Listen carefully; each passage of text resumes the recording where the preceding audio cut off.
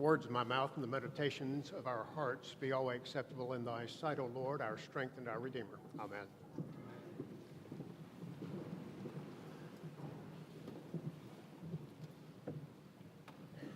We're going to test the Lord today and see how many of these babies I can get to cry before this baptism takes place. So it's going to be fun. What a wonderful group. It's hard to believe after 18 years this is our last visitation together, at least in this iteration of our common life. So again, as I did in the Sunday school class a moment ago, I want to thank you for the great opportunity to serve you in the Diocese of West Tennessee. Jeannie's here with me, as Sandy mentioned earlier, and it could not have been better for us. And what a great way to come to the end of this phase of ministry as we begin to look toward what I keep telling people, you have to run through the tape before the race is over. So 6-7 days from now, it's coming. Okay? But at this point, let's keep running. Let's see where we go. Okay? So I was sharing a story of something that happened to me, I guess about 2.5 months ago when I was at Starbucks. And I have gotten to the place where this story is one that I think I could almost use with every sermon because it's so applicable all the time. It's a story about, as I went into the Starbucks that day and I was working on a sermon, this guy came in and I heard him say hello to a friend. And when he came in and began to talk to his friend asked how he was doing and where had he been. And his friend said that he had been on vacation. He said, well, that's great. Where'd you go? Went over to North Carolina. Well, what'd you do? Well, I went to the usual place my wife and I go every time we go over there, and he told him about that. Well, by now, I'm listening. I mean, I just put everything aside because I thought this is kind of an interesting story. So he begins to talk about his experience and what he did on vacation.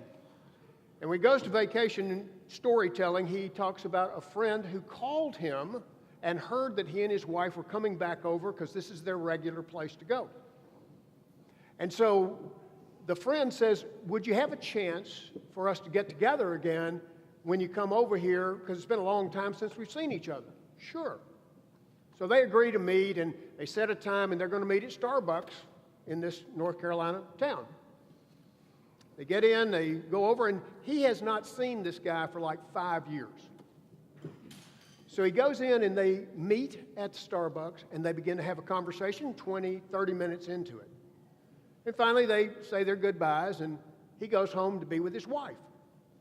He goes in to see her and she says, well, how was the visit? And he says, well, it was okay. Just okay? He said, yeah, but he just wasn't as friendly as he used to be. Really? And about that time, the phone rang. And he picks up the phone and it's the guy he had talked to and he said, I'm on the way to Starbucks. I am caught in traffic, and I haven't gotten there yet. So could you wait for me? He said, sure. And he hangs up the phone, tells his wife he's coming back to Starbucks really quickly. So he goes back to Starbucks, and when he goes in, he sees his friend, and he said, excuse me just a minute. So he goes back to the guy he'd been talking to for 30 minutes. And he said, I am so sorry. I was looking to find my friend. I haven't seen him in years, and I thought you were my friend. And the guy said, it's okay. I just thought you were lonely and wanted to talk. And the reason I say you could preach that every Sunday because I don't know about you, but after 18 years as bishop, I'm different than I was 18 years ago. Maybe your life has changed over time as well.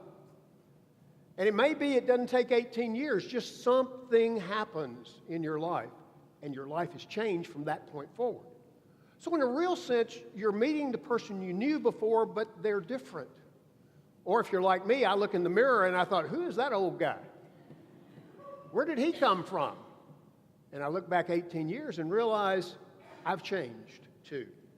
So with that in mind, it's a great story about a day in the season of Easter when even the disciples have trouble understanding who is this Jesus that we don't know. Because when Jesus shows up after he's died, they kind of expected that. Then last Sunday we recall that he was resurrected, but nobody except for Mary saw him. And then we find then that the disciples are still waiting to understand what is the implication of the fact that Jesus has died and purportedly has risen again. And yet, on this day, we realize that Jesus comes into the midst of the disciples, and they're all there except for Thomas. They're all there, and they see him changed. And because they see him changed, they are changed. And what he says to the disciples is, first he says peace. He says it a couple of times, peace be with you. This is not just hope you're having a good day. It is like at a deep, visceral kind of level, peace in your spirit. And then beyond that word of peace, he says, as the Father has sent me, so I have sent you. And see, it's not just that Jesus brings peace, but he brings a project. He brings not only a sense of deep well-being, but he also says, and now that you feel so good about it, I want you to go out and do something with it, because as the Father sent me, says Jesus, I am now sending you and me. And so our lives are being challenged to change. And the next thing that happens in the story is, I send you, and then he breathes on them. It's a wonderful moment because it brings to mind for you and for me the original creation story where the breath of God blows, the Spirit of God blows over chaos. And out of chaos comes a new creation, which again is the story of Easter. And it's the story today. It's the story of seeing the Jesus we did not know, coming to see Jesus, who then breathes on us and gives us the Holy Spirit. It used to be, and this is still the case in at least 3 rites of the Roman Church, that in baptism, which we're going to celebrate, there are 2 things that happen with regard to breath. And the breath goes into the water. When the breath goes into the water, it is to breathe the Spirit of God. And the priest in the old rubrics, those old directions, would say the priest would breathe 3 times and make the sign of the cross with the priest's breath. And the Spirit of God would infuse the water with God's Spirit to cleanse the water and to make it a bearer of the Spirit of God. And then the priest would turn to the candidate for baptism and breathe on the candidate for baptism 3 times in their face. And in that, it actually is to drive away any evil spirits in order to open up space for the presence of God, to clean out what needs to be cleaned out so that the presence of God might come, so that they may become a new creation. Start in a new way.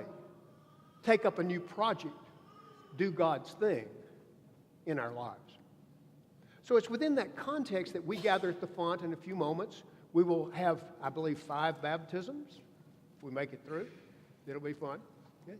And confirmations and receptions and people coming into the church. This is traditionally called Low Sunday. It's the Sunday after Easter. I'm not telling you to do this, but historically, some places, it meant not many people came to church. You're an exception. You've always been exceptional people. Okay? And as such, you have filled the space so that God might fill you. And we will gather at this font and recall our own baptismal promises. And that's why we're here, because we are being made new once again. Over and over, God is recreating you and me. And sometimes when we look at one another, we think, who is that person? I thought I knew you. But as long as God is breathing God's Spirit into you, over and over, you emerge once again as a new creation. You become an Easter people.